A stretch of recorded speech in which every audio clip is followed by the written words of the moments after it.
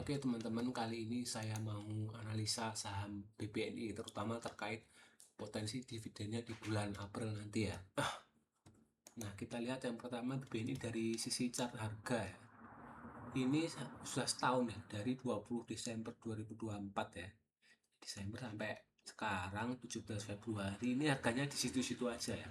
Low-nya di 3.600-an, kemudian naiknya di 4.700. Ini setelah bagi dividen turun tapi nggak kemana-mana ya, nggak gerak banyak. Tapi sebenarnya kalau kita lihat misal ambil di sekitar sini ya, di 3.700 naik ke sini ini sudah 19% ya. Kalau ke sini pun malah 24%. Jadi sebenarnya cukup lumayan ya untuk saham-saham sekelas Big Bang yang gerakannya cukup lambat teman-teman. Nah, BPNI sendiri biasanya mengadakan RUPS itu bulan Maret ya teman-teman, dan dividen bulan April. Kita lihat ya. Nah, ini di 2024, 2023 ini kan Maret nih. Maret ya, Maret ya. Dan untuk tahun ini 2026 tanggal 9 ya PS-nya ya. Jadi sekitar ya berapa hari? 20 hari lagi lah sekitar itu. Nah, untuk dividen sebenarnya BBNI konsisten ya. Ini kita lihat walaupun pas Covid ya. Covid kan terjadi penurunan laba ya 2020. Nah, 2021 tetap bagi dividen ya walaupun kecil ya, 44 perak, sebelumnya ratusan ya. Dan kalau kita lihat sejak 2009 ya, dividennya naik terus. Yang berarti BBN ini secara jangka panjang ya, kalau kita tarik dari 2029, nah 2009, BBN itu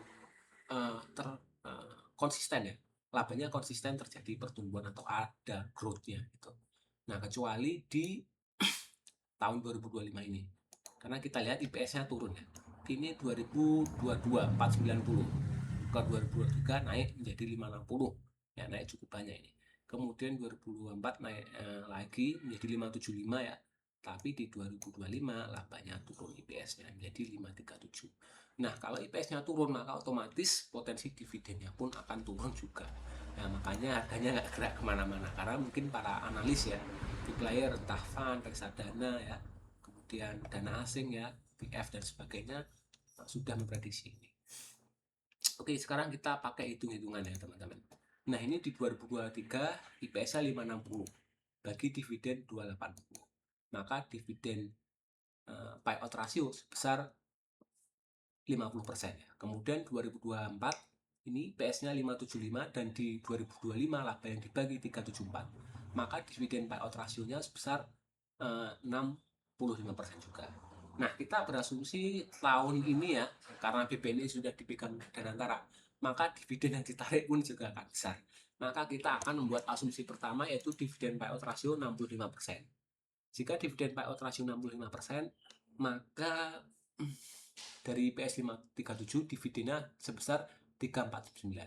Nah, kalau kita bagi dengan harga closing saham per hari ini berapa ya? 480 ya. 480, maka dividen yieldnya ada di angka 7,7% ya teman-teman. Nah, 7,8, 7,779, hampir 7,8%. Itu kalau dividen payout rasionya 65%.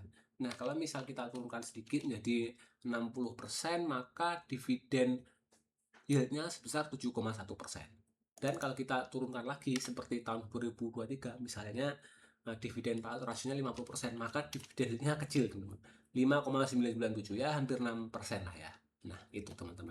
Hitungannya ada 3 simulasi ya. Tadi yang paling gede sekitar 7,78%, kemudian yang paling rendah hampir di 6%. Dividen yieldnya untuk BBNI di tahun 2026. Nah, apakah menarik? Menurut saya kurang menarik ya kalau beli sekarang. Karena ini masih bisa turun lagi ya. Karena kita lihat harganya itu sideways ya, nggak kemana-mana. Jadi mungkin kalau ada penurunan ya, mungkin ada berita jelek apa gitu, nah itu sebenarnya bagus buat Zero. Nanti pas mau dividen dibagikan, nah itu nggak usah ambil dividennya, tapi kita jual harga sahamnya.